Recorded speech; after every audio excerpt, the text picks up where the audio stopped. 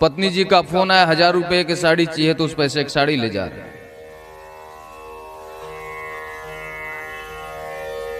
बच्चे के लिए पैंट शर्ट बनवा रहे हैं, इसलिए भागवत कथा होती है, इसलिए दान मिलता है। और तो और छोड़ो, भागवत कथा से मिला हुआ पैसा लेकर के रात में मदिरा पान करके सो रहे हैं। एक नहीं, ऐसे 50 भागवताचार्य हैं जिनको मैं जानता हूं, और अच्छे भागवताचार्य हैं जो टीवी पे आते हैं। बिना मदिरा पान किए रात्रि को उनको नींद नहीं आती, जिसको बड़े भाव से लोग बुलाते हैं कथा सुनने के लिए। कथा करने के बाद रात्रि को उनको सोमरस चाहिए। कोई राम का कथा कर रहा है, कोई भागवत का कथा कर रहा है।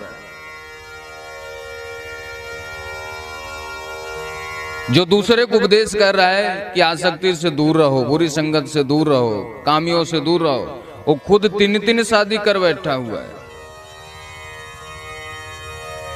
एक शादी में संतोष नहीं है, किसी की 3 शादी, किसी की 2 शादी है।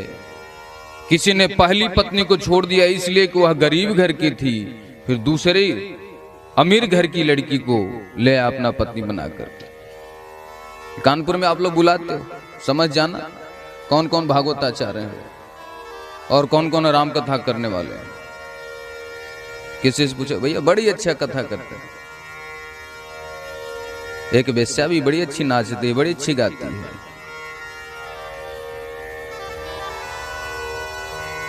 भागवत में लिखा गया ये सब भागवताचार्य जो कपट लेकर के कथा कर रहे हैं, उस वेश्या से भी बदतर हैं।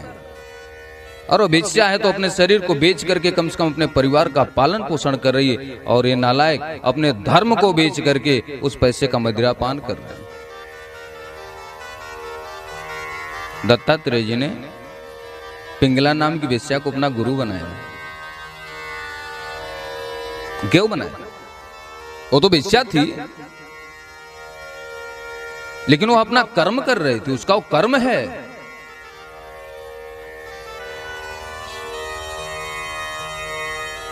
यदि वेश्या भी अपने कर्म को कर रही है तो नरक को नहीं जाएगी, वो भगवान के धाम को जाएगी। लेकिन भागवत के नाम पे जो पैसा लेकर के व्यभिचार करे, मदिरा पान करे, ब्यूटी पार्लर से निकल करके मंच पे कथा सुनाने आए, ऐसे लोगों को क्यों बुलाते हो? क्यों अपने धर्म को बदनाम करते हो भाई?